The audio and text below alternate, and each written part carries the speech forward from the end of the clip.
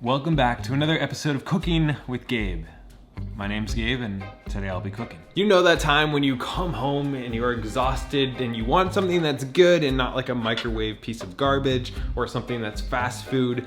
Well, you're in luck because today I'm going over my favorite 5-minute, under $1 for the most part, meals that are cheap and healthy.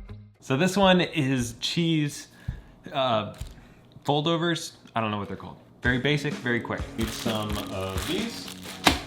You're gonna need some type of cheese. I like to go with something like a cheddar. Some leftover meat. I happen to have steak. I like to use leftovers as much as possible. First step first, you're gonna take your frying pan and put it on the fry-lator and turn that up to about 8. Then we grab some butter and throw that in the pan. As it starts to melt, you want to evenly coat the entire pan. Gonna need a cutting board and a knife. Then you need to go ahead and cut up your meat into small cubes. The smaller the better.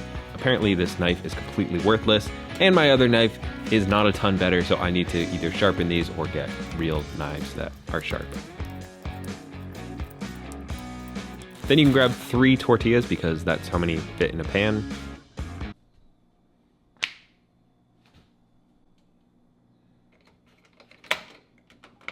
Yeah, that was embarrassing. You want to go ahead and spin these all in the butter so they get very evenly coated. That way, when it starts to heat up, it'll crisp and get a nice like little crunch to it. Big brain. Next up, we have the cheese. Now, I'm actually gonna be using 2 different types of goat cheese because I can't have dairy, much like I can't have gluten, much like I can't have sugar. My body does not like me, it does not like foreign substances, it doesn't like many substances, so I have goat cheese. Anyways, my point was it would be a lot cheaper to use any other type of cheese. I'm not sure if you're supposed to have this part, to be honest. I'm not gonna eat it just to be safe. Then you go ahead and cut up some cheese as much as you feel like. Try to put it all on 1/2 so that when we fold it in half, it doesn't go flying all over the place. Then you go ahead and take your meat and put that on as well. Again, trying to just put it on half.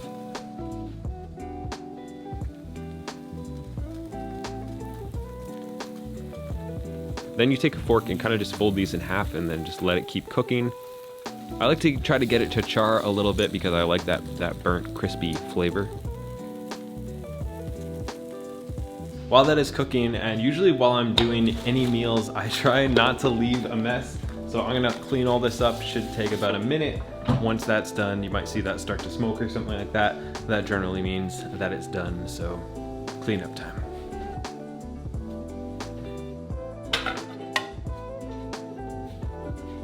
I also like to add some chunky salsa in. I forgot to mention that. From Trader Joe's, my absolute favorite one, and pretty cheap because you're just using like a little spoonful in each one. I also had a shot of me eating this, but I accidentally deleted that somehow, so let's just go on to the next one.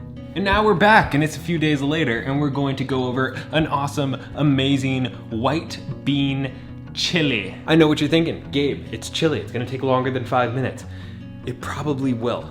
But like the prep time's like under 5 minutes. So it might not, the cooking time might be a little bit longer, but you only have to do like 5 minutes worth of work. So I'm just squeezing it right in there. All right, so this is what you're gonna need more or less. You can change this however you want. We got white beans, black beans, about $1 each per can. Then we're gonna have some ground beef. This is from the farmer's market, so it's a little bit more expensive.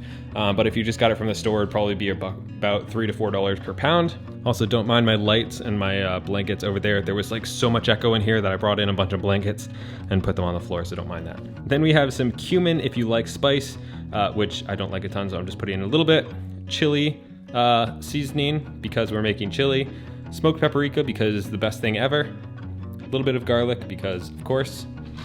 And I had some leftover taco mix, so I'm gonna put some of that in. And then also a pepper and an onion. And we're just gonna cook everything here in a crock pot. Go ahead and blast that on high. Let's let that warm up. First thing, I'm gonna throw my meat right into the crock pot because that's gonna take the longest to cook. And then I grab a spatula and broke it down a little bit so it'll cook faster. I like to cook this on high heat and let it bronze a little bit first to bring out some of the flavors. Next, we're gonna cut these up because it'll take the longest to cook besides the meat. Now, every time I cut peppers, I get like A lot of people mentioning that I cut them the wrong way.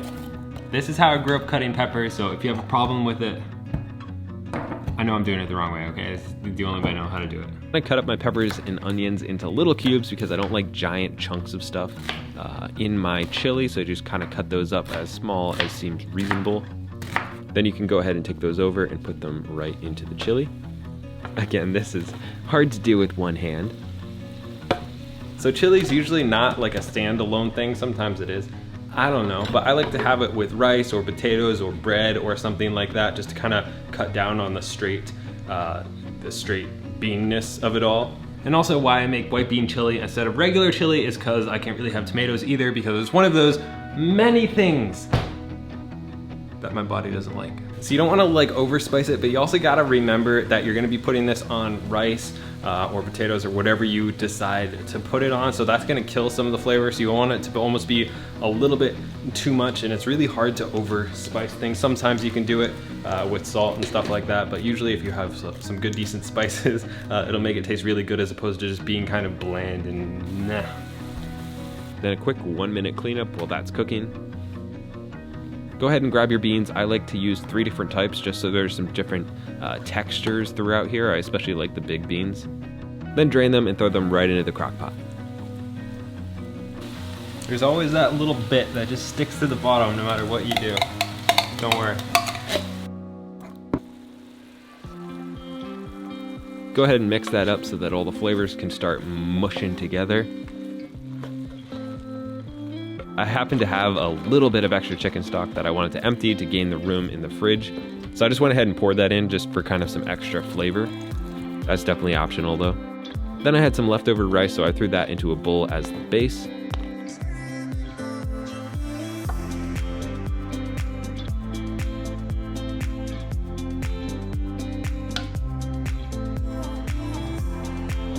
So that's the meal. Hope you enjoy it. On to the next one. And we're back for another meal and another day, and it's actually like a week later, but we'll pretend that that didn't happen. So this is actually my favorite meal. I absolutely love it. It is tuna fish nachos, but made a little bit differently. Most people think it sounds weird, but it's actually insanely good. So this one's actually really easy to make and will land around $5 for the entire meal. You're gonna have some chips, any kind will really do. A can or 2 cans of tuna, depending on how much tuna you want. Now with them, instead of putting mayo, I put mustard. It tastes really good. It's a little bit different. You can use mayo if you want to. Then we have pepper, salt,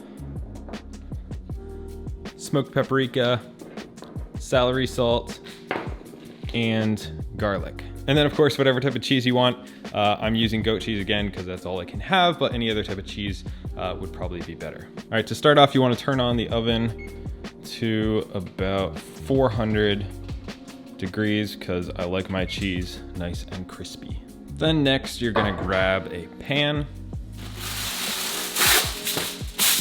Now, I like to put tin foil down so that the cheese and the chips don't stick to the pan, but you don't have to if you don't want to. I think it's a good idea. First off, make a layer of chips. I like to try to make sure that it's extremely even. That way there's no chips that end up having no topping on them. Then open up your can, or in my case, cans of tuna fish.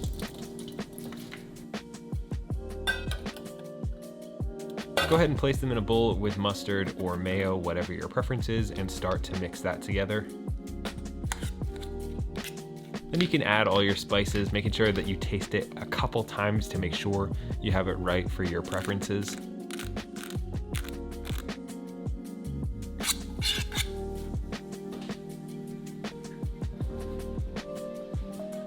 Then lay those over your chips in a nice even pattern. Again, I try to make sure that I hit every single chip so that I never have that disappointing nacho. It's just the worst thing ever, really. Then take whatever type of cheese you're using and try to make a relatively even layer on top of your chips.